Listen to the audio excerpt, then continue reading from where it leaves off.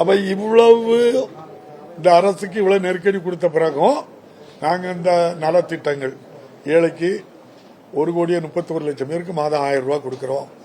காலை சிற்றுண்டி 20 லட்சம் பேருக்கு கொடுக்கிறோம். 12 லட்சம் பேருக்கு மாதம் 1000 ரூபாய் உயர்கல்விக்கு கொடுக்கிறோம். மக்களை தேடி மருத்துவம் கொடுக்கிறோம். இவ்வளவு வெல்ஃபேர் ஸ்கீமையும் என்ன செய்யிட்டு இருக்கோம்.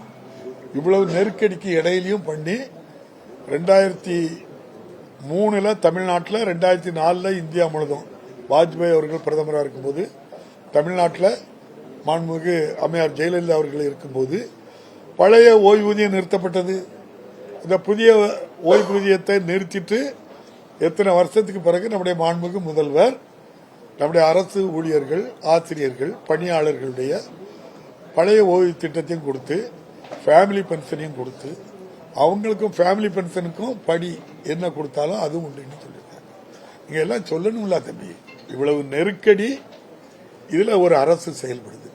எவ்வளவு ஜனநாயகத்தோடு நம்ம அவங்கள போய் நேரில் போய் சபாநாயகர் போய் கூப்பிட்டு நானும் செக்ரட்டரியும் வாங்கன்னு சொல்லி வந்திருக்காங்க. ஏதாவது குறைவச்சமா சொல்லுங்க. இதுல எந்த குறையும் வைக்கல.